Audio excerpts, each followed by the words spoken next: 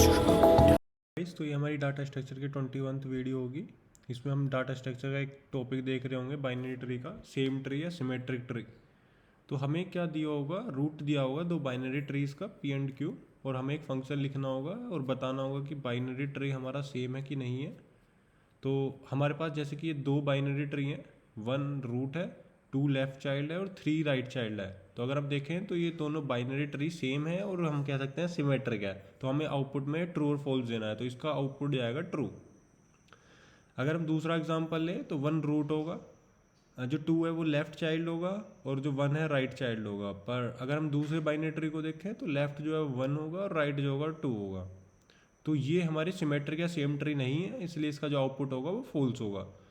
तो इस क्वेश्चन को करने के बहुत सारे तरीके हो सकते हैं, लेकिन जो आसान और जो सिंपलेस्ट तरीका होता है वो ये होता है कि हम क्या कर लें, हम ये चेक कर लें कि जो हमारे पास जो 2 रूट नोड आ रही हैं उसमें हम रिकर्सिव कॉल लगा दें कि ट्री या तो दोनों ही एम्प्टी हो। अगर दोनों एम्प्टी हैं तो इसका मतलब है कि वो दोनों सिमेट्रिक ट्री हैं या सेम ट्री हैं। तो रिटर्न कर देंगे हम ट्रू, कि अगर दोनों ट्री हमारे एम्प्टी हैं तो ट्रू कर दो। अदरवाइज चेक करो कि क्या अगर एक ट्री एम्प्टी है दूसरा ट्री एम्प्टी नहीं है तो रिटर्न कर दो फॉल्स। और तीसरी कंडीशन कि अगर दोनों ही एम्प्टी नहीं है तो दोनों का डाटा सेम होना चाहिए लेफ्ट और राइट ट्रैवर्स करते समय। तो इसके कोड पे चलते हैं, वहाँ से और अच्छे से समझ में आएगा। तो ये विजुअल VS कोड में आ चुके हैं। तो यहाँ पे एक छोटी सी मैंने ट्री क्लास बनाई है जिसमें वैल्यू इनिशलाइज है, लेफ्ट और राइट चाइल्ड है। ठीक है, मैंने सेम 2 ट्री बनाए हैं। एक ट्री 1 बनाया है जिसका 1 रूट है, लेफ्ट 2 है और राइट 3 है। सेम 2 मैंने ट्री बनाया है जिसका सेम है, तो इसके लिए मैंने इस सेम ट्री कॉल करा है। ठीक है, तो ये सेम ट्री करता क्या है, 2 नोड लेता है, 2 ट्री लेता है, उसके नोड लेता है, रूट नोड लेता है। तो सबसे पहले कंडीशन जैसे कि हमने डिस्कस करी थी कि अगर दोनों ट्री एम्प्टी हैं, if not P and not Q, तो रिटर्न कर दो ट्रू। मतलब अगर दोनों ही एम्प्टी है तो इसका मतलब है वो सेम ट्री है। अगर कोई एक ट्री एम्प्टी है, या तो पी नहीं है या क्यू नहीं है, तो रिटर्न कर दो फॉल्स। मतलब कि एक ट्री एम्प्टी है दूसरा ट्री एम्प्टी नहीं है, मतलब कि वो सेम ट्री नहीं है। और तीसरी कंडीशन चेक कर लो कि अगर पी का वैल्यू क्यू का वैल्यू के इक्वल नहीं है, तो मतलब जो करंट नोड है दोनों ट्रीज की, उनका जो डाटा है वो सेम नहीं है, तो रिटर्न कर दो फॉल्स।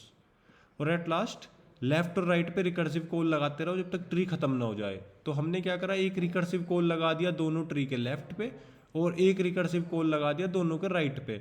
और जैसे ही लेफ्ट और राइट दोनों सेम हो जाएंगे, एंड कंडीशन है, और यहाँ से ये ट्रू और फॉल्स रिटर्न कर देगा, तो उससे हमें पता लग जाएगा कि ट्री सेम है कि नहीं है। ठीक है, एक बार और रिपीट करता हूँ, दोनों ट्री एम्प्टी, इसका मतलब वो सेम ट्री है। अगर एक भी ट्री एम्प्टी, मतलब एक ट्री एम्प्टी है एक एम्प्टी नहीं है, तो रिटर्न फॉल्स। अगर दोनों का डाटा इक्वल नहीं है तो रिटर्न फॉल्स। और अदरवाइज हम क्या कर रहे होंगे, लेफ्ट और राइट रिकर्सिव कॉल करा रहे होंगे और रिटर्न कर रहे होंगे। और इससे हमें पता लग जाएगा कि ये ट्री हमारा सेम है कि नहीं है। ठीक है, उसके बाद हम आते हैं ट्री 1 और ट्री 2। जैसे कि हमने बनाया, अगर तुम देखोगे रूट नोड 1 है, लेफ्ट 2 है, राइट 3 है, सेम है ट्री 1 ट्री 2, तो उसका आउटपुट आना चाहिए ट्रू।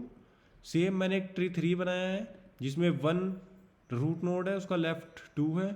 सेम ट्री 4 बनाया है जिसका रूट नोड 1 है और राइट जो है उसका 2 है। तो यहाँ पे लेफ्ट 2 है, यहाँ पे राइट 2 है, तो इनका आउटपुट आएगा फॉल्स। कोड को एक बार रन करता हूँ। ठीक है, तो यहाँ पे ट्रू हो गया और यहाँ पे फॉल्स हो गया। तो 3 कंडीशन याद रखनी है, एक भी ट्री एम्प्टी मतलब दोनों एम्प्टी तो ट्रू, एक एम्प्टी तो रिटर्न फॉल्स। अगर कोई भी डाटा इक्वल नहीं है करंट नोड का दोनों ट्री का, तो फॉल्स। अदरवाइज तुम लेफ्ट और राइट का रिकर्सिव कॉल कराते रहो और कंडीशन चेक करते रहो। तो इससे हमें पता लग जाएगा कि हमारा ट्री सिमेट्रिक है कि नहीं है, सेम है कि नहीं है। अगर कोई डाउट हो तो कमेंट करना, और मे बी ये तुम्हें हेल्प करेगा। आगे हम फिर और थोड़ी हार्ड प्रॉब्लम्स के साथ आएंगे। एक इजी प्रॉब्लम थी बाइनरी ट्री की। Thank you.